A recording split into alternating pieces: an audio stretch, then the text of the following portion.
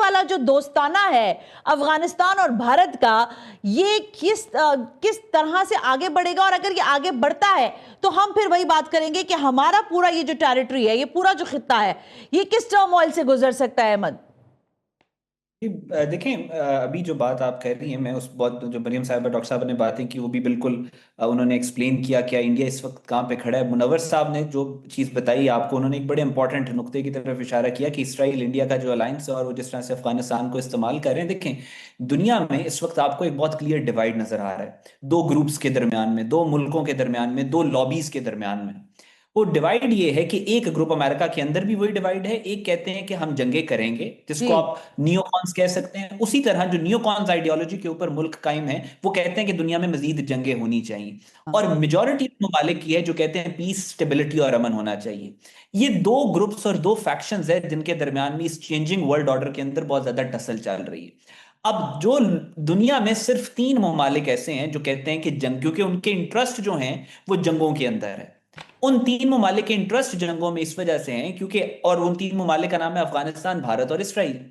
आज अगर Israel Gaza के ऊपर जेनोसाइड बंद कर दे, इसराइल के अंदर किसी तरह की पॉलिटिकल स्टेबिलिटी है, तो नेतन्याहू कल लटकता है, क्योंकि उस पे जो जुडिशरी के अंदर भी केसेस हुए हैं, उस पे कनेसे में वोट ऑफ नो कॉन्फिडेंस है, उसके ऊपर अल्ट्रा ऑर्थोडॉक्स ज्यूज भी उसको छोड़ के चले गए, राइट विंग वैसे ही उसके खिलाफ है, लेफ्ट भी उसके खिलाफ हो चुका है। सो वो लटक जाएगा अगर यहाँ पे अमन आ जाए। इस वजह से वो मिडिल ईस्ट के अंदर अमन नहीं आने देगा। ये बिल क्लिंटन की भी स्टेटमेंट थी। दूसरी तरफ है नरेंद्र मोदी।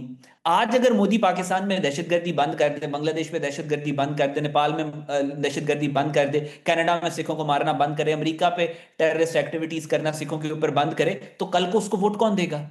कल को बीजेपी को, आरएसएस को वोट कौन देगा? ये जो यूनी पार्टी की तरफ जा रहे हैं, कौन इनको जाने देगा? सो हाँ। लिहाजा उसकी रेलेवेंस भी दहशतगर्दी में। तीसरे ये अफगान तालिबान है, ये टिश्यू पेपर्स की तरह जो इस्तेमाल हो रहे हैं, ये भी जो इस वक्त इंटरिम गवर्नमेंट अफगानिस्तान के अंदर बैठी, इसकी रेलेवेंस क्या है? क्या ये दुनिया को कोई इकोनॉमी में कंट्रीब्यूट कर रहे हैं? क्या ये दुनिया को कोई पैसे दे रहे हैं, कोई टेक्नोलॉजी दे रहे हैं, कोई वेपन इंडस्ट्री दे रहे हैं, कोई कन्वेंशनल आर्मी है इनकी? नथिंग। सिर्फ और सिर्फ एक वैल्यू है कि ये पाकिस्तान के साथ 2500 किलोमीटर का बॉर्डर शेयर करते हैं। That's it. आज ये पाकिस्तान में दहशतगर्दी फैलाना बंद करें, आज ये अमेरिका और इंडिया और इसराइल के एजेंडा के ऊपर दहशतगर्द तंजीमों को सपोर्ट करना बंद करें, उसके बाद इनकी रेलेवेंस क्या है? सो ये तीन ममालिक पूरी दुनिया के अंदर जो दहशतगर्दी करवा रहे हैं, ये अपने इंटरेस्ट के लिए करवा रहे हैं। और जहां तक अफगानिस्तान का ताल्लुक है, मुझे आई हैव जो अभी अभी रिसेंट रिपोर्ट्स भी आ रही हैं, ये आर्टिफिशियल अलायंस है इंडिया के साथ इनका। आपने देखा उत्तर प्रदेश में गए हैं तो योगी आदित्यनाथ जो 6 महीने पहले तालिबान की हक में पोस्ट करने वालों को जेल में डाल रहा था, वो इनको स्टेट प्रोटोकॉल दे रहा था। This is how artificial it is.